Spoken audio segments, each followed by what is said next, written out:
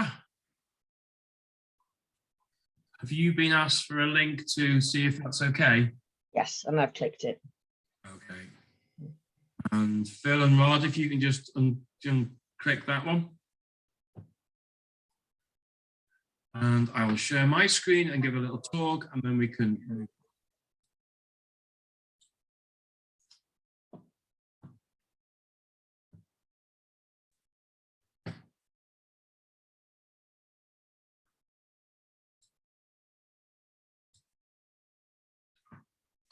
Right then, hello, good morning, and thank you for joining us for this Healthy Aging Workshop, Ways to Wellbeing.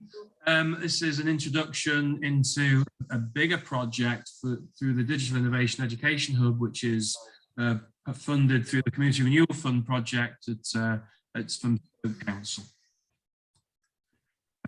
The agenda today is me, I'm Jamie Sheridan, give a little bit talk about myself, an introduction to the aging curve concept that we're developing. And then we've also, the main event is Lynn Coulsting, who's an occupational therapist, very experienced, and is going to be talking on Introduction to Ways to Wellbeing. There is a PDF of a workbook that you can use, and I've sent information out about that first, and we can reshare again when if needed.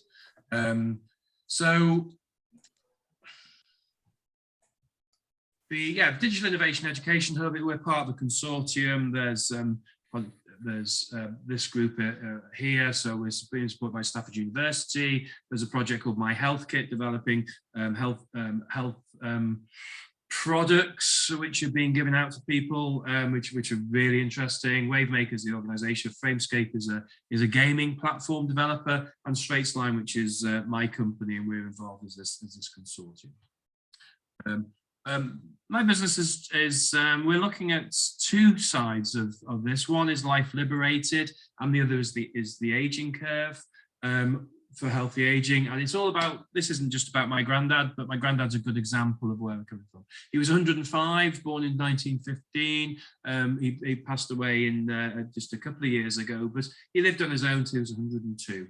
A very healthy lifestyle, had a bit of a second wind at 94, and very much a life well lived. So he's my inspiration. And he fits into a concept called the 100-Year Life, which is a book written by two economists, actually, Linda Grattan and Andrew Scott, are professors at London School of Economics. And that 100-year life is about us all living to 100 and needing to change the way we live, change the way we work, things like that. So it's a really interesting concept, and it's very much part of the UK government's healthy aging grand challenge, is based on a 100-year life. So what we're trying to do is look at proactive healthcare to prolong working life and enable healthy activity. We're offering innovative traditional product technology and services. And we say we're targeted to 50 to 75-year-olds in the third quartile of this 100-year life. We have clinical academic industry partners. We're making progress to launch first phase, launch in January 2022, and hopefully have a physical space by September 2022. There's two sides to it. One is private retail, so the Healthy Aging Superstore, and then the second is this project, which is community-based social impact. Okay. Lots of exciting components, and this workshop is one of those. But there's me. My background's orthotics and prosthetics, rehabilitation, a lot of podiatry, so I've solved a lot of insoles, and background in innovation, technology development. I've worked on a frailty and aging project, and we actually at EIT, which European Institute of Innovation and Technology, and that was frailty. So that was looking at how you can prevent frailty, postpone frailty. I do a lot with strategy and vision, commercialization, and I had a big project postponed in May 2020, which has given time to develop the aging curve concept. Here's some of our teams. Lynn's there on the right hand side. As OT, we've got a podiatrist, Gareth, Lynn who's a psychotherapist, Soren who's a fitness coach, and Rod who's our marketing guru, if you like. So that's sort of the team that we're developing. And then background is frailty. So I'm coming from frailty as in that major cost burden to the NHS, the major, that as people get older, you're looking at issues such as comorbidity, such as diabetes, heart disease, and frailty can be reversed. That's the idea. Frailty can be reversed with exercise, but particularly if you start further back, 40, 45. Clinical issues, government pressures, and the social issues of people living with living with frailty. Is it better to keep fit and healthy? And Lynn's talk will be about ways to well-being and those ideas of setting goals. And there's a model for frailty, aging, frailty diseases. That's pretty negative. We're trying to be a lot more positive. So there's this is the project I worked on with the IT Health, which was actually setting a platform to monitor people healthing. Do you stand? Do you lose your grip strength? Do you shrink? They're all things which can be changed, and it's much better to start a lot earlier and understand, take control of your health and well-being. So this is a frailty test, a sort of set of frailty tests. Shrinking, you lose strength, you lose muscle, you lose grip strength, exhaustion, low activity, and slowed walking speed. And why promote healthy aging? Because aging is malleable. You can change the way that your healthy behaviours can prevent chronic conditions, which is Professor Sarah Harper in Oxford came up about a couple of years ago. Stressors such as retirement bereavement disease, they sort of put pressure on where if exercise, social networks, economic security can all protect against damage. And here's a sort of where we're looking to aim at. So that target market. So perhaps some people with health problems, they're aware of aging issues. They want to remain active as a couple, with friends, for work, for their family, or just for yourself. And there's lots of different issues around aging, lots of positive bits and pieces. So do you look at demographics or generation bands such as baby boomers, or are we in the autumn of life? Going back to my granddad, a life well lived. And so that's me. That's me talking about what we are, what the idea of the concept is. That's what we're trying to do. And over the next few months until the end of September, we'll be doing a series of talks in Stoke, particularly in Stoke around and on webinars like this, developing the concept really, and hopefully people will engage and get benefit from what we're doing. So I'm now going to pass over to Lynn. And let's see. I'm going to touch that to Lynn. Can you see that, Lynn? Yep. I'm still screaming, so I'm stopping. You're still on your screen. There you go. So Lynn, if you want to take control and go through your thing, and we've got, I'll put the PDF in the chat again. My sharing screen's still disabled, Jamie. Is it? Okay.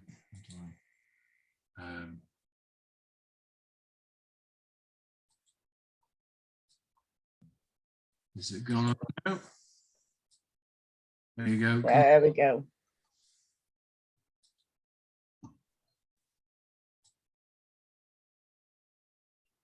Sorry. There you go. Thank you. I can see it. Yay. Lovely. Thank you, Jamie. Grand. So I'd like you to welcome you to the second part of this introduction to ways to wellbeing. So here we'll gain an insight into improving your health and wellbeing now. Like Jamie says, it's important to tackle the ways to wellbeing and improve your wellbeing earlier rather than wait till you're older, so you can live life liberated, like Jamie suggested. Very powerful. Okay. So this workshop is also designed to be interactive as you can through Zoom. And there's a workbook, like Jamie said. Hopefully you've had a chance to download it.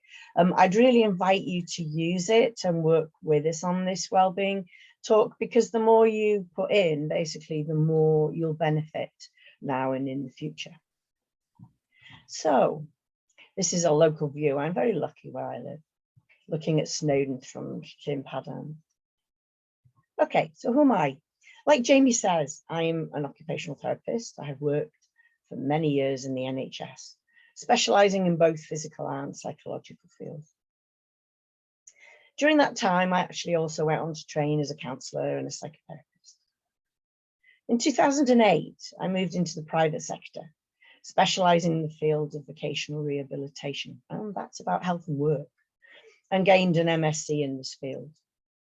Presently, I have my own company, Inspired Health, and I do continue working in the field of health and work, but I also work with a community charity and Jamie on various health and wellbeing projects. So that's me. So an overview, what we're going to do. So we're going to start off by looking at why wellbeing. Okay, so I'm going to briefly explore that, but more importantly, I'm going to explore what wellbeing means to you and how that can help you in the future. And then go on to look at factors that can affect your well-being. And this is really important, being aware of those things that kind of can knock the well-being off balance. And look at how you can be more aware of that. And then we'll go on to look at the more positive things. The New Economics Forum talks about 5 ways to well-being, which is a government initiative. So I'll talk a bit more about that. And then we'll look at how you can use this awareness to improve your own health in the areas they suggest. Then I'm going to invite you to pick one well-being goal, a smaller goal, and look at making it smart. And I'll talk more about that later on, to help you achieve the goals that you want to set. And at the end, I'm going to look at, well, what's next? So we'll take questions at the end, and I invite you to only sort of use the question time at the end rather than during the workshop. But also then I'll pass you back to Jamie and he'll talk more about the workshops that are coming up. So, okay, why wellbeing? Yes, why wellbeing? So as Ms. Davies in Psychology Today says, wellbeing is the experience of health, happiness, and prosperity. It includes having a really good mental health, high life satisfaction, and a sense of meaning or purpose, and the ability to manage stress. And more generally, it's just a feeling of being well.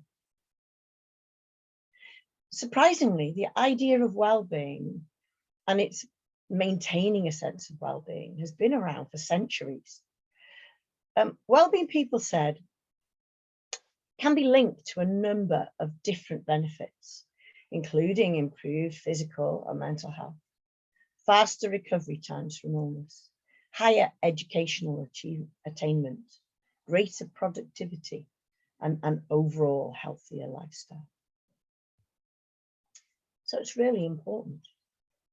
Okay, this is a view from Anglesey, not far from me, nearer Jamie actually, from Newborough Beach, looking across towards the Snowdonia mountain range. A very passionate place of mine. Okay, so let's come back to well-being. In order for you to improve your own well-being, I believe it's really important for you to be aware of what well-being means to you and the well-being that you would like to realistically achieve now or in the future. And to accomplish this, I'd like to take you on a little exploration journey. So I'd like to invite you to get comfortable. And I'd like you to close your eyes and get really, really comfortable in your chair whilst we go on this well-being journey. Yes, really, really comfortable. That's right. And start to feel where your body touches the chair and your feet touches the floor. And as you do, you'll feel your body relaxing more and more. That's right. More and more. Now I'd like you to bring to mind or imagine a picture of what well-being means to you. A picture of the well-being that you could realistically achieve or like to achieve. I invite you to make a picture of it in your mind's eye. This can be an impression of what you see, hear, or feel, or what you're thinking about. The picture could be many different kinds of things. Maybe you need to be in a particular place, or with people, or even holding something. Make the picture as specific and clear as possible, so you know when you've achieved your well-being goal. Yes, that's right. Now, we all imagine in different ways.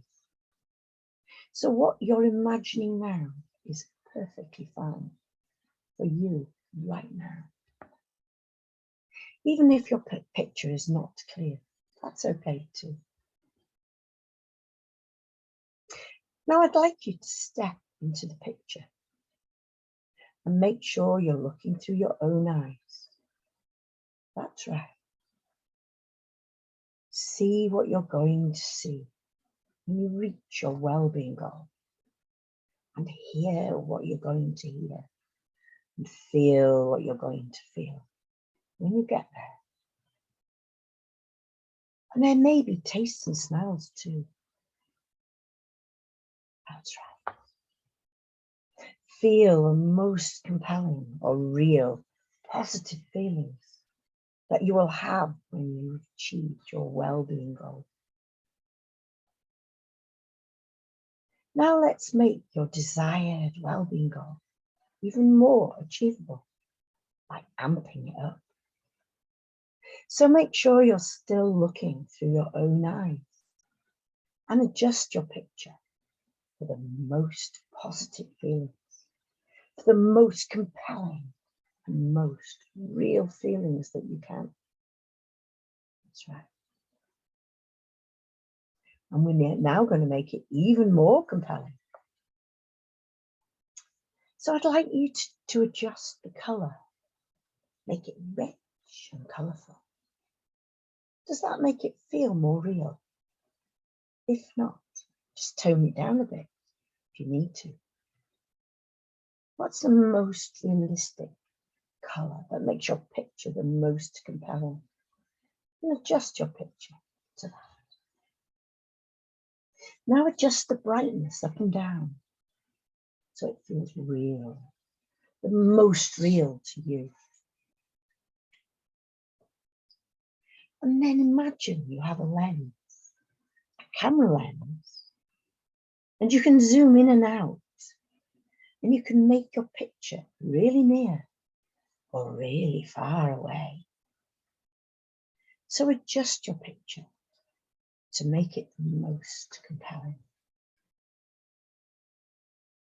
Now take the focus, make it really sharp, or even defocus it where it becomes nice and soft. Notice what makes it most real and adjust it to make it the most realistic and compelling. Now, is your picture a movie or is it still? Again, adjust the picture to make it the most compelling. Are there any sounds or noises or voices around you, or your own inner voice? If there are sounds, try making them louder or quieter to make them the most compelling.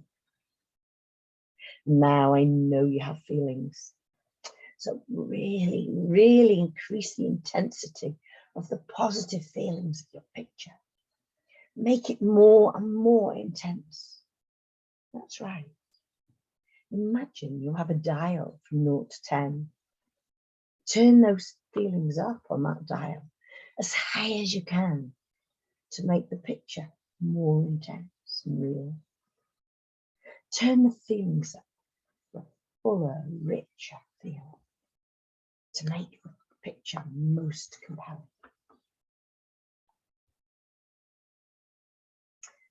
So now let's just energize this picture with 4 deep breaths. Are you ready? Breathe in through your nose and out through your mouth, and blow all the energy from your breath into your picture. That's right. Now breath number 2. Breathe in and out, blowing all the energy into that picture. Now number 3. Breathe in and out. And 4. Breathe in and out. Now really feel the energy of your breath. Really feel it. Really breathe that energy into your body.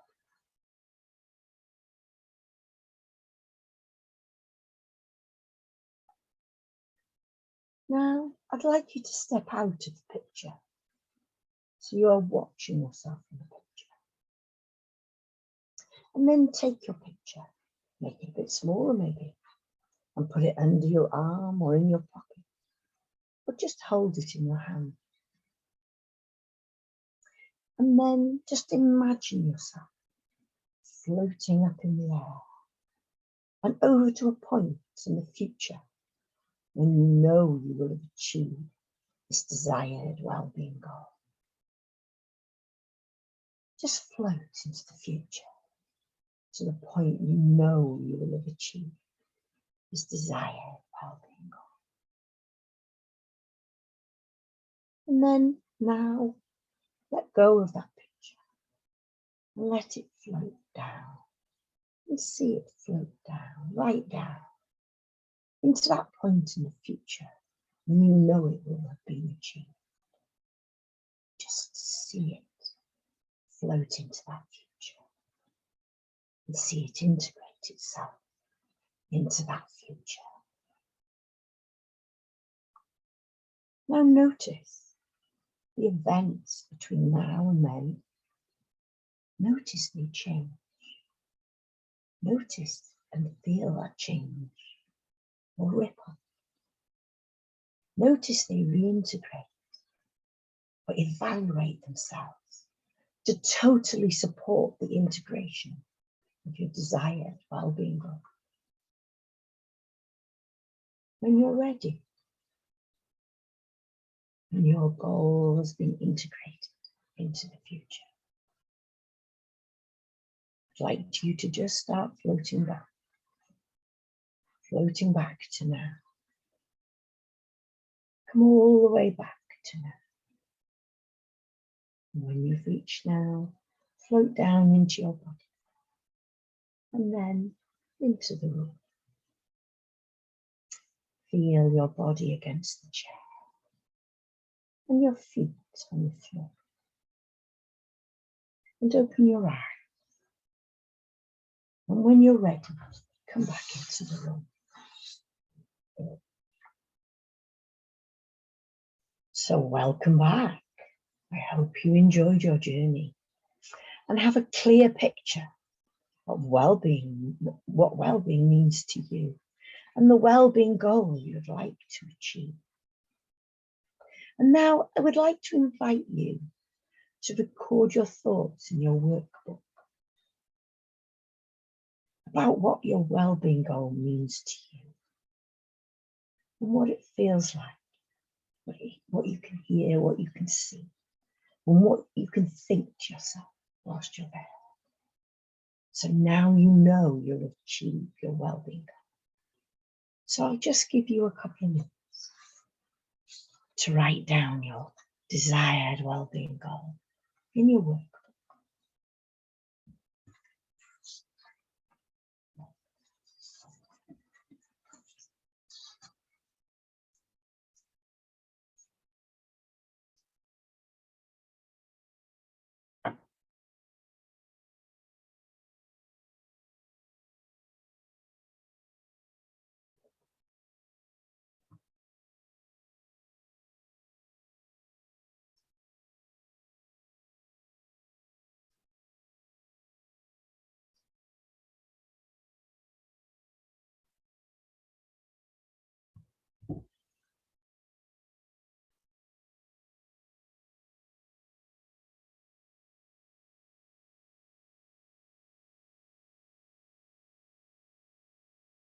Okay, hope you've had time to record your thoughts around your well-being goal.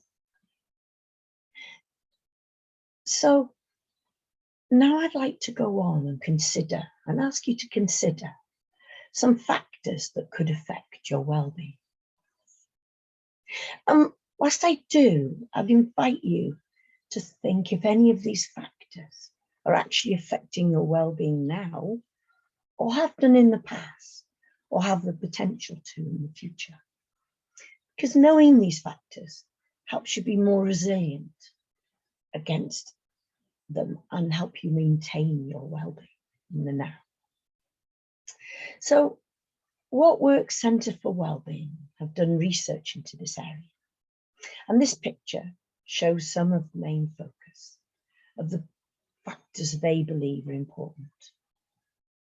And these factors include sort of our physical and mental health, our relationships, our work, our income, the activities we take part in, our environment, our autonomy, participation and control, and a balance of pleasure and purpose.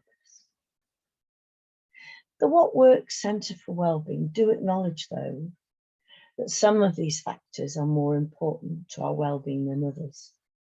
And it's not just about the outside influences. It's also about how these factors make us feel on the inside. That's just as important, if not more important. And very important to understand these factors when you're working towards well-being. And a balance is important when you're working towards well-being. However, it's also important to remember that well-being is individual. And we all have different backgrounds, experiences, personal circumstances, which impact our well-being. And also well-being is dynamic and ever-changing. So we need that resilience to support our well-being.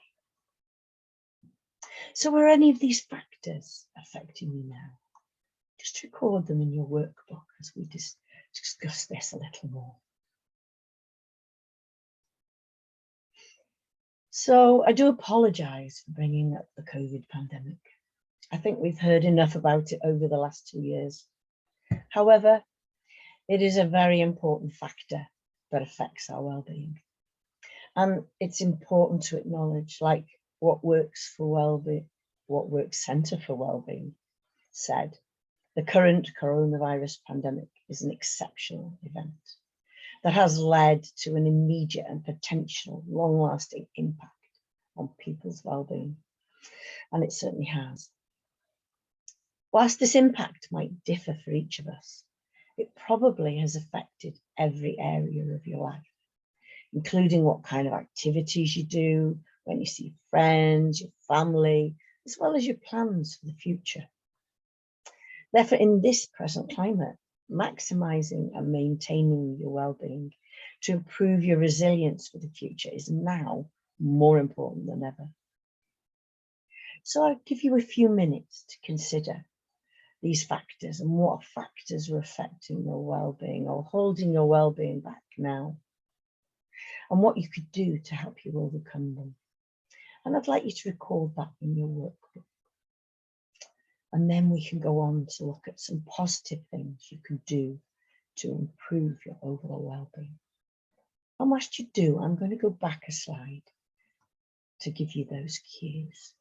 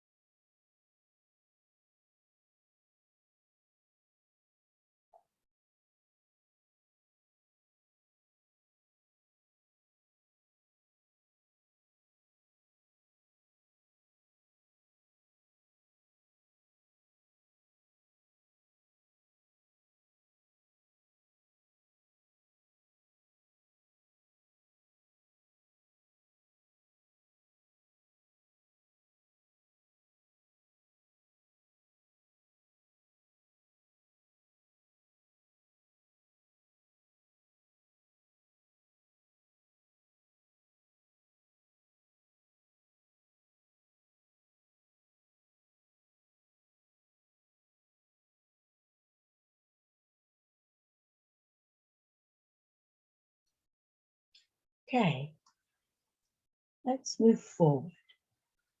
So now you have explored what well-being means for you. and gained an awareness about the well-being you'd like to achieve and the factors that could affect it, I'd like you to share with you the 5 ways to well-being. And these are: connect, give, be active, keep learning, take notice, or be curious. This was researched and developed by the New Economics Foundation on the bequest of the government. It was aimed at finding a strategy that could be used to improve the well-being of the country, cities, communities, and individuals, and that's you. Their research found that these 5 ways to well-being, especially if done daily, could help to increase and maintain your overall wellness. This in turn helps to protect you from both mental and physical health issues. It helps you to look forward to the future and enjoy life liberated. And we'll talk about these 5 ways to well-being in more detail in a minute. And whilst I do discuss them, I'd invite you to consider how you could improve your well-being in each of these areas and record your thoughts in your workbook and allow you a little time as we go along. So the first of the 5 ways to well-being is connect. And our connection to others is part of who we are as human beings, because we're social animals. Whilst I do recognise some people prefer their own company, and that's fine, but we all still need some connection to others to survive and thrive. And this connection I'm talking about is not just a family network, but it's also about developing and nurturing and developing friendship networks and more general social networks. They're really important too. The New Economics Foundation say that it's all about connecting with the people around you, with family, friends, colleagues, neighbours, at home, at work, in school, or your local community. Think of these things as the cornerstones of your life and invest time in developing them. Building these connections will support and enrich you every day. This area is very important and should not be underestimated or undervalued. It helps you increase your resilience to the challenges and losses in your life. Connection to others will also help you combat loneliness, both now and in the future. Over the last couple of years, our connection to others has been and still can be challenging. And this has markedly increased the mental health challenges and loneliness of people of all ages. Over the last few years, even the way people communicate has changed. More people are using online platforms like this to connect with friends and family. But there's nothing like face-to-face connection to support your well-being. So important. So now I'd like you to consider, and I'll give you a minute to record your thoughts on what connect means to you and what ways you could realistically increase your connection to others. And record your thoughts in your workbook. Be creative with your ideas. They can include taking up or rejoining activities, hobby groups, social clubs, connecting with neighbours, reaching out to friends you have not seen for ages. So I'll give you a minute to record your thoughts in this area and how you could expand that connection to others to help you maintain your well-being.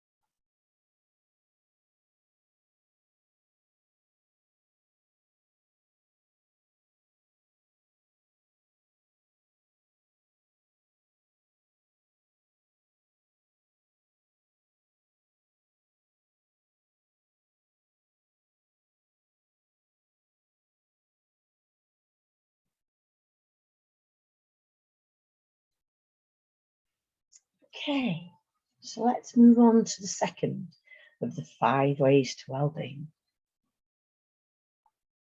So seeing yourself and your happiness linked to the wider community can be incredibly rewarding and creates connections with the people around you, the benefits of which we've already discussed. The New Economics Foundation suggests do something nice for a friend or a stranger, thank someone, smile, volunteer your time, join a community group, look out as well as in. So I'd like to give you a minute to ponder and record in your workbook what give means to you and what ways you could realistically increase your scope to give to others. Consider random acts of kindness. They go such a long way to bring a smile to someone's face. Other ideas could include supporting a neighbour, family or friend, or even older people, especially those who feel lonely at this time. A little chat can really brighten their day. Volunteering is a fabulous way to increase your purpose in life, gain job satisfaction, whilst helping others and developing friendships in the process. So I'll give you a minute to consider and write in your work what give means for you and how you can include that in your activities that you do. I'll just ponder.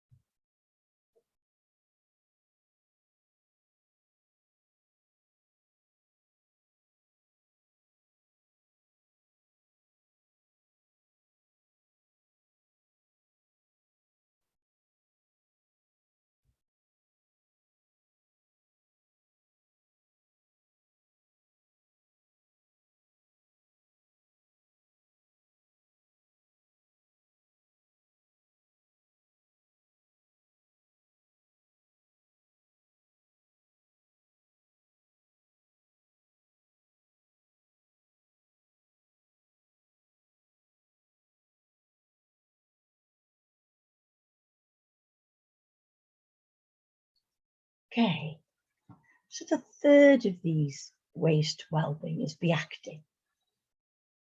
Now, the New Economics Foundation state that finding a way to be active that suits you and can be sustained is critical.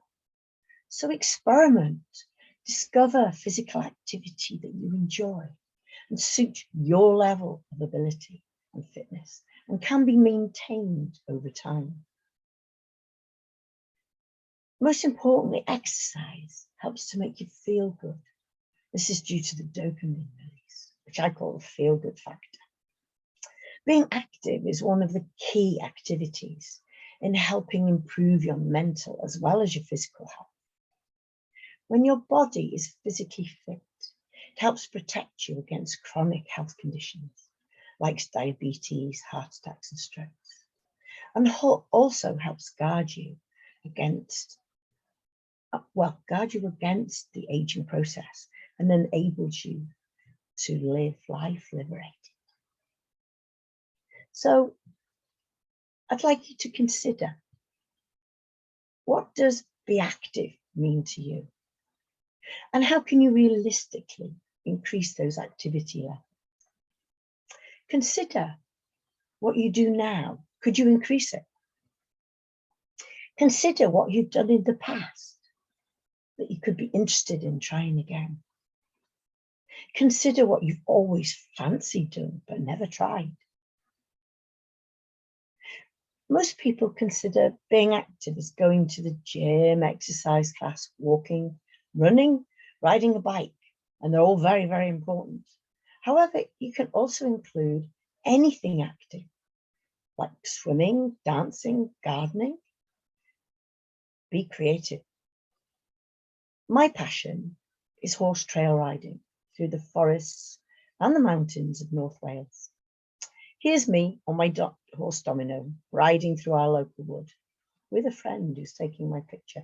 Thought it was a good picture. One of the workshops Jamie will be introducing shortly will focus on this area in more detail. So I'll give you a minute to consider and write down in recording your workbook. What does be active mean to you? What are you doing now? And how could you increase that to help your well-being? I'll give you a minute.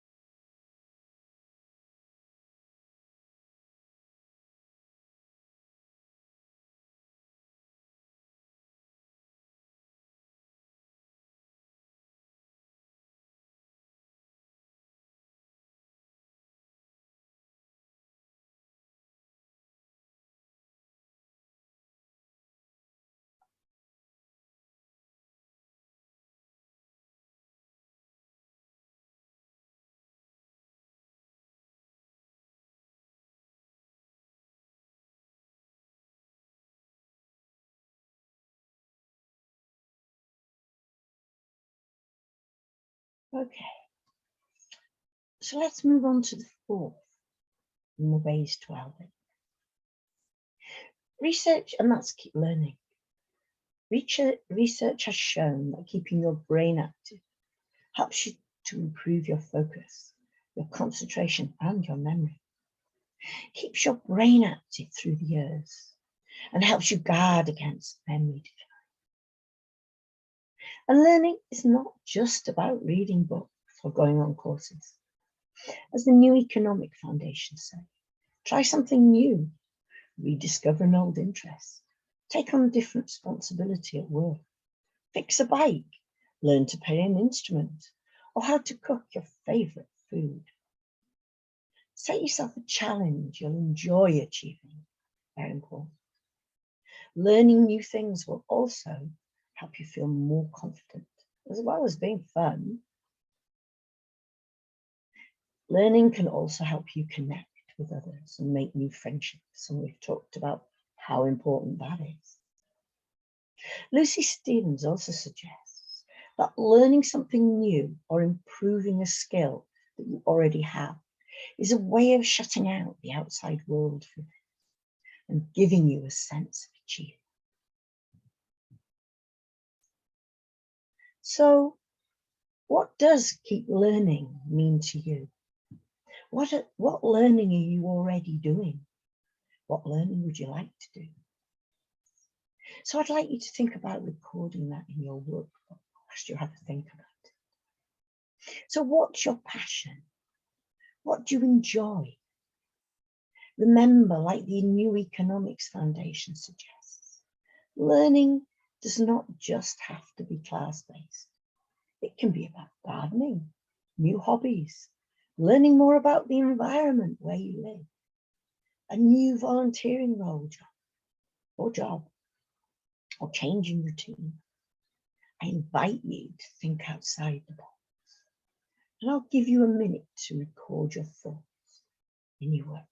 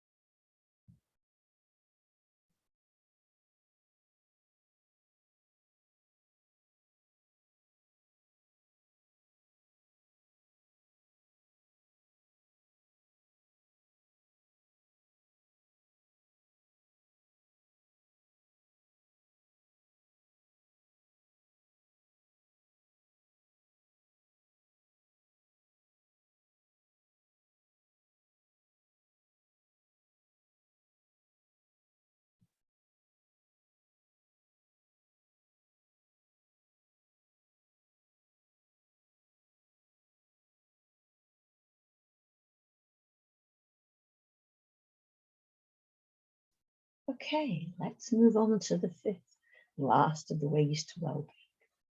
Just take notice. So some people think this is the hardest to get your head around. So what is taking notice? Well, the New Economic Foundation say, be curious. Catch a sight of the beautiful. Remark on the unusual. Notice the changing seasons. Savor the moment. Whether you're walking to work, eating lunch, or talking to friends. Be aware of the world around you and what you're feeling. Reflecting on your experiences will help you appreciate what matters to you. This is also considered mindfulness. And mindfulness research does show this. Mindfulness done regularly will increase your mental performance, concentration, focus, and memory.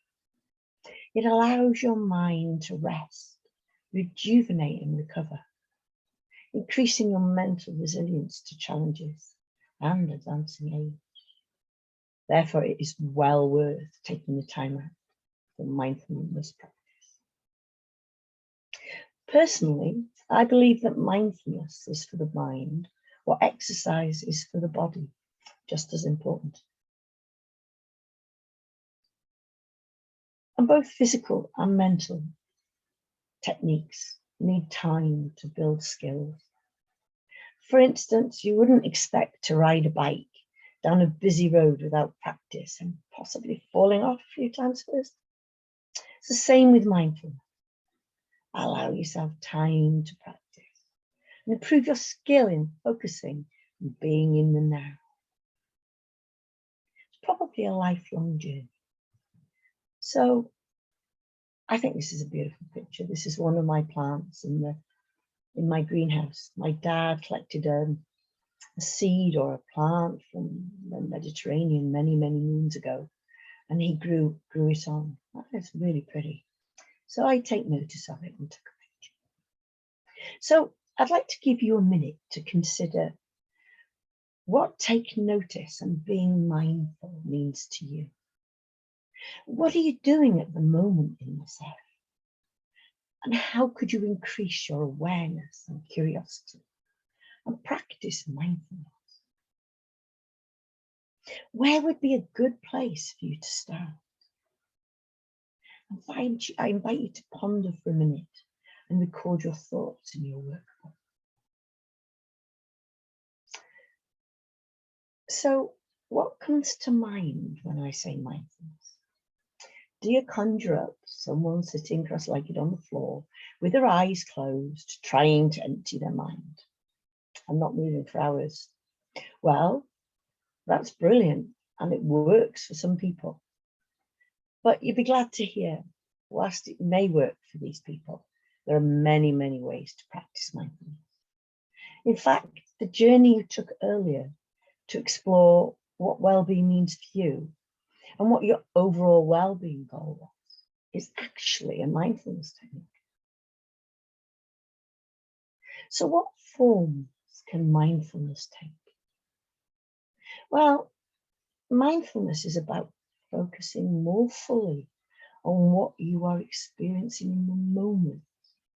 That is, taking notice and being curious. Mindful techniques can include physical or mental relaxation of your body, breathing exercises, following a guided journey like you did earlier, listening to music. Some yoga practices have meditation attached to them and Tai Chi. And then there are meditations that are fabulous. But it also includes going for a mindful walk. And these are just a few mindfulness options. The key is being focused and being present in the moment. One of the workshops Jamie will introduce shortly will explore this area in more detail. So I invite you, I'm just going to give you a minute to think about and write in your workbook what taking notice means for you.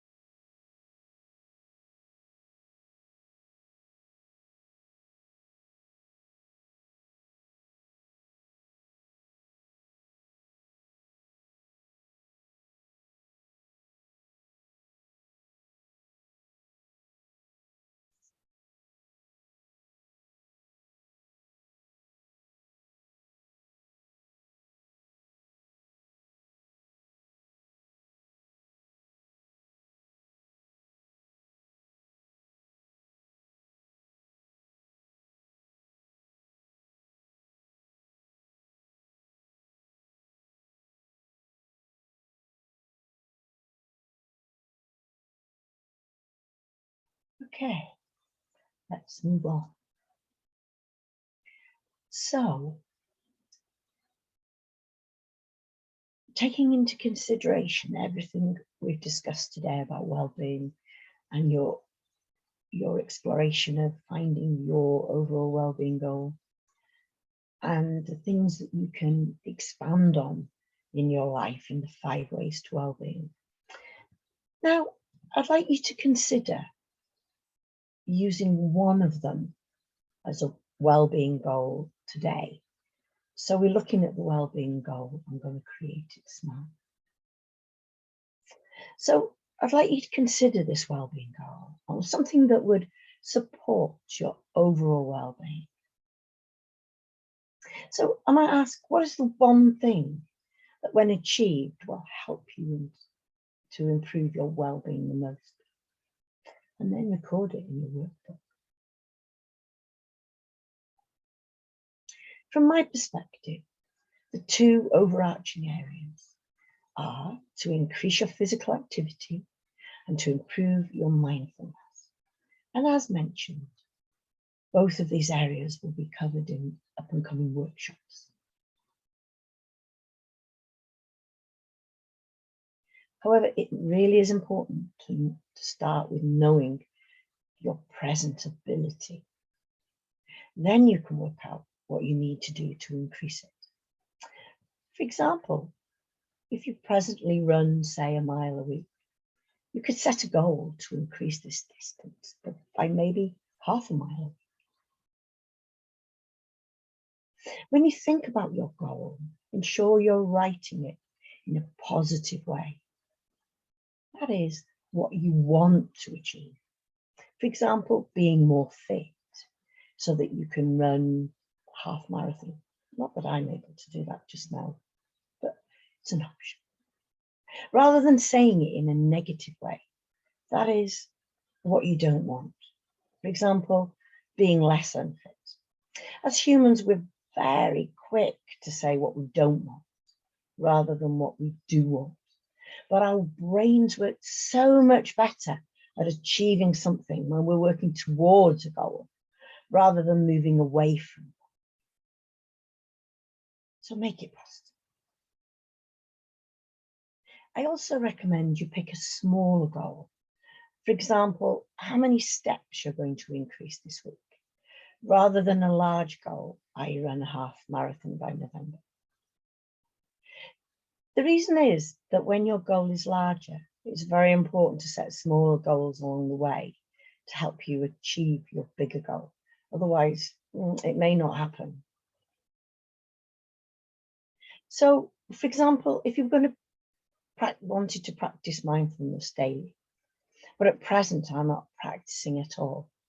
Initially, you could set a smaller goal of, say, 10 minutes practice 3 times a week, or even once a week, or whatever is achievable for you, and then build it up over time. So I recommend you think about picking one smaller goal. So just let you think about that and record it in your workbook just for a minute.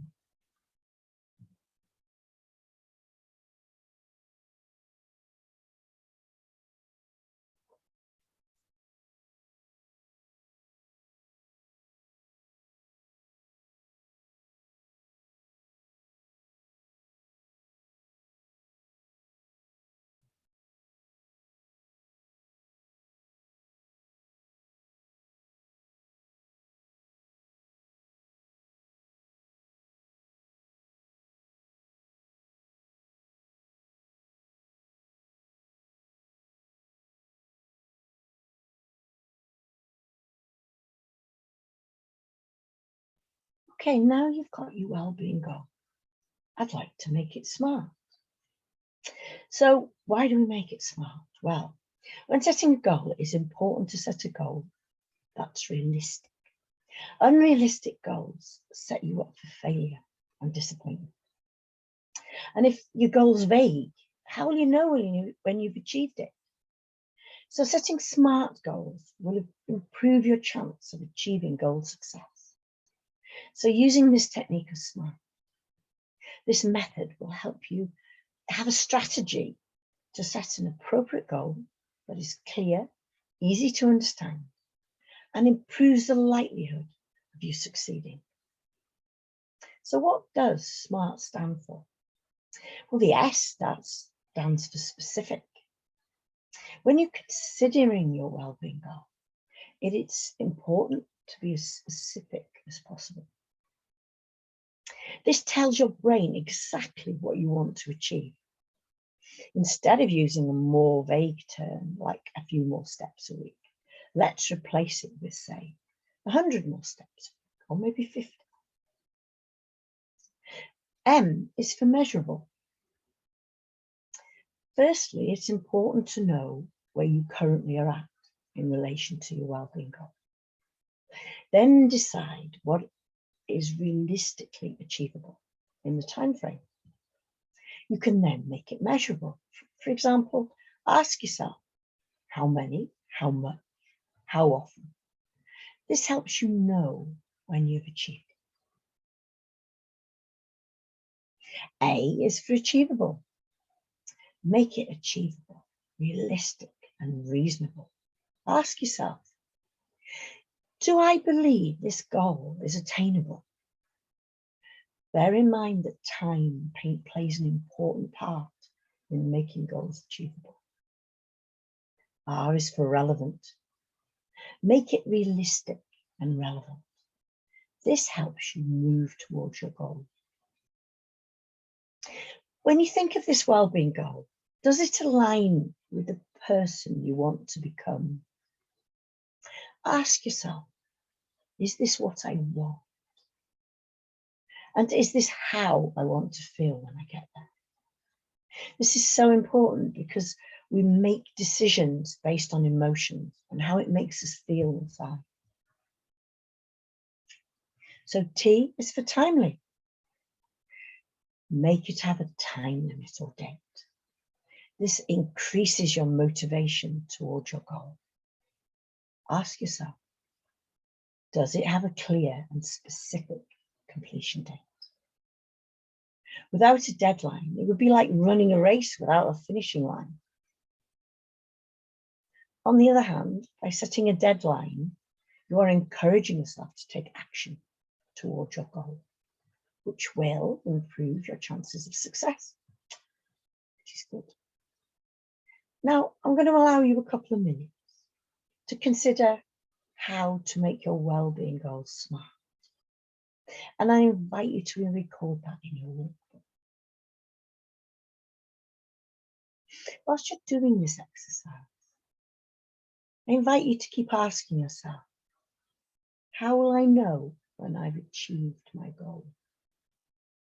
This will so really help your brain focus on making that goal achievable. I'd like to invite you to use these goal setting techniques every time you create a new goal. This really helps you to move forwards towards that overall wellbeing goal you set earlier. You can also check out www.goalsetting.org. It's in your handout. If you want to learn more about setting SMART goals, they have both a free goal setting template and a free basic goal setting course.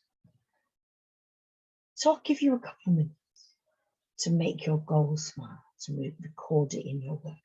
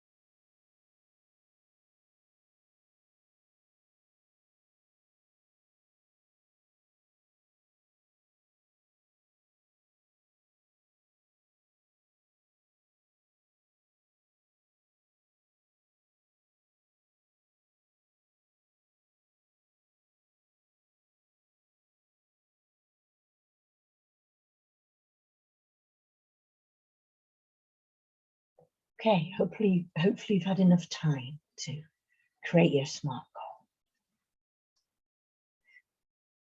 So there are other things that can help goal achievement, and that's accountability, journaling, giving yourself a reward and celebrating success. Oh, this is my dog Dee. She just loves water and sticks. Here she's in her element. She's just caught that stick and achieved her goal, her form of heaven. So accountability is invaluable in motivating you to stay on track. So I invite you to recruit a friend or colleague and share how you're getting on. Journaling can also help. I would encourage you to record your progress and challenges in the journal, preferably daily. This really reinforces your willpower to continue on your journey to achieve your goal success. And it'll help you bring more of what you want to enable you to achieve your goals. Rewarding yourself for every achievement, even small ones, really improves your motivation. Try it. Help you succeed. And please remember to celebrate those big wins. Go out for a meal, treat yourself. It doesn't have to be expensive. It can be, you know, taking time out to go for a walk. And then when you've achieved this one first wellbeing goal, I invite you to set the next one using SMART goal techniques. And just review and make sure you're on the track to your overall well-being. Okay, so what's next? So I'd like to open up for questions, and then I'll pass you back to Jane to talk about the workshops that are coming up. Thank you very much for listening. Bye now. Thank you very much, Lynn. An awful lot to think about. I'm going to stop the recording now, so if people do have questions, we can then it's not being recorded. We can ask for those. So I'll stop those. But thank you very much indeed. And hello, everybody. Hello back. Welcome back. Oh, do we have any questions for Lynn? I found that fascinating because we've been talking about this for quite a while, and there's a lot of thinking goes into that. As a project manager for innovation projects, I know about SMART goals, but actually applying it to myself, I'm probably not as probably not as good at that as I am trying to work with clients and whatever. Yeah, there's an awful lot to think about there, Lynn. So thank you very much indeed. I've got one question for you about the journey, actually, at the end, bringing those things together. Have you seen people use technologies like Fitbits and things like that to monitor, like the 10,000 steps? Do people find that useful? Yes, they do. It's invaluable. It gives you that feedback. So you know, there's so much technology. It's fabulous out there. The watches, the things you've got on your computer, loads of apps. And they help you monitor, so they help give you that motivation. It's like we talked about, it almost makes you accountable, doesn't it? So you can then tick it off, and then you can think, get to the end of the week and you can say, I achieved my goal. And what am I going to do to celebrate that? You know, it's like, give yourself a little treat. Yeah, it does. I find it really important in every area of life. I'm working with business people as well, having those small steps and using technology to help them achieve that is really important. Okay, that's interesting. I think I stopped playing rugby 2 years ago, and I didn't need the weight that I needed and the strength and everything else. But I must admit, I'm one of the tenets of the aging concept is strength and conditioning. Is valuable to try and do things. So I've been going to the gym a lot, and that's sort of probably helping me with mindfulness and also living in a lovely place. So it's nice to go for walks and those things. But don't else like to ask? Can I just? So go on. Yeah, can I just reinforce though that not just exercise, because for me, mindfulness and mindfulness practice is just as important, is for the mind what exercise is for the body. And I think it's really important to remember that a lot of people just work on exercise, but actually, and exercise is amazing for both physical and mental health, but it's really important to do the mindfulness as well. Yeah, I suppose I link the two together quite often. I'll go if I'm because I'm working from home at the moment. You don't always get out of the house. No. A couple of days. I haven't been out of the house in 2 days, and we lost our dog last year, so we don't go out as much. So actually have to go out, so we don't. So actually, by going to the gym or going for a walk and pushing myself, suddenly, your head's a bit clearer. You can think about these things. I think that's cool. Yeah. So thank you very much. Would anyone else like to come in, or have we?